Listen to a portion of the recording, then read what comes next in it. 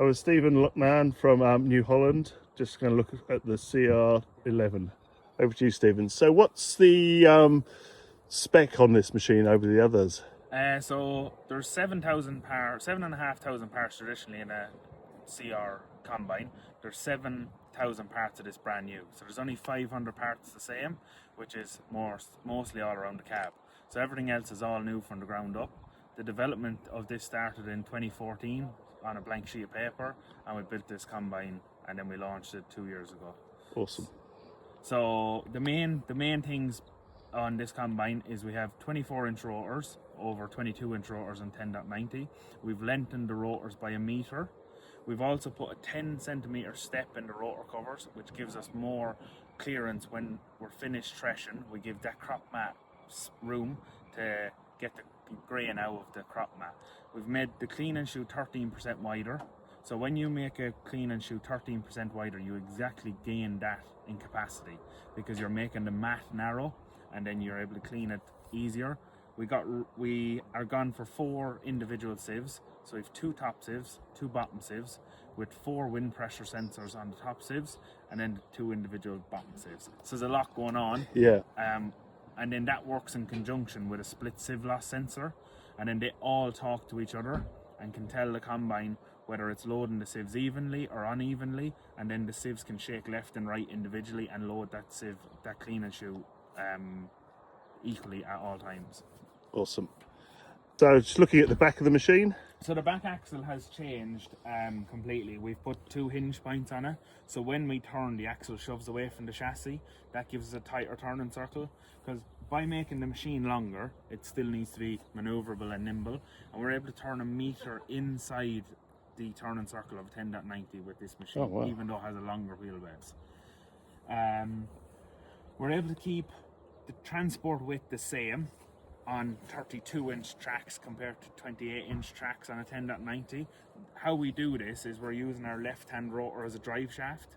So we bring that drive down through the left-hand rotor to a DFR gearbox, dynamic feed roll, and that keeps the offset between the DFR and the rotor at 1.06, so 6% speed increase, and then that helps feeding, because on the 10.90s we had a fixed DFR where you had to change the pulley, so we're just saving that time from changing pulleys, so you're always keeping the same offset between the rotors and the DFR.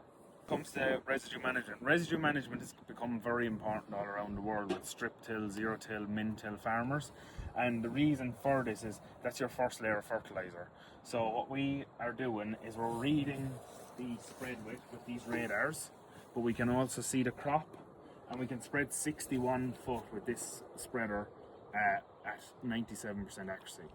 So we're getting a very accurate spread pattern, and then we're able to have adjustable counter knives from the cab with a chopper load module, so it can read the load on the knives, and if you're overloading the chopper, you can take the knives out in the middle of the day, saving power but still achieving the chop you want.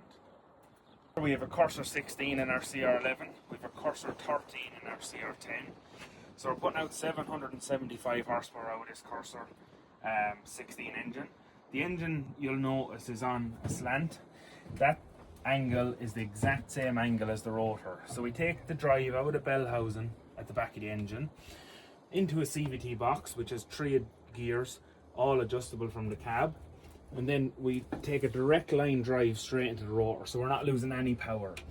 So even at 775 horsepower, we have no power loss by transferring power across the combine.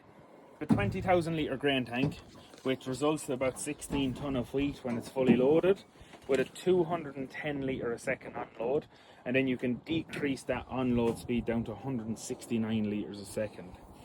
The cooling pack then is behind the grain tank. This is the cooling pack open. The cleanest air on a combine is between the grain tank and the engine, but there's also a lot more to this cooling pack.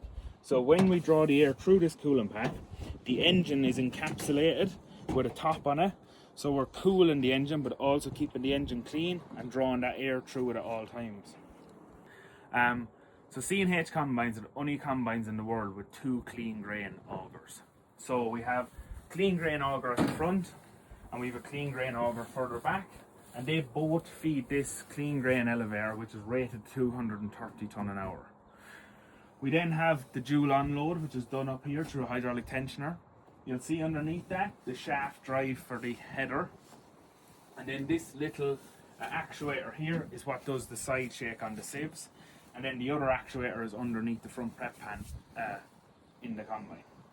So also with this CR Next Gen, we've gone to single returns, and that broadcasts that back in on the prep pan, so we don't thresh it again. And then we take it off the prep pan funnels it into the middle of the cleaning the sieves, and then the sieves can shake left and right and sort it out from there. One of the main things behind this combine when we were sitting in development was to get close to 0% losses. And we have tried and tested this, where it can do up to 130 tonne an hour with under 0.5% losses. So Stephen, how's it been going with the farmers here in Canterbury? So it's going to be going very well in all crops. A lot of crops are new to me, but I kind of know the combine, so I've been trying to adjust to the crops. But in wheat the other day we were doing 130 tonne an hour. We averaged 96 tonne an hour across the day. We harvested roughly about 480 tonne in 7 hours, and then in ryegrass we have been performing about 100% to 120% more than a current generation 10.90, keeping the losses to a minimum. Also having the extra power and the simplified driveline just makes it a lot more efficient.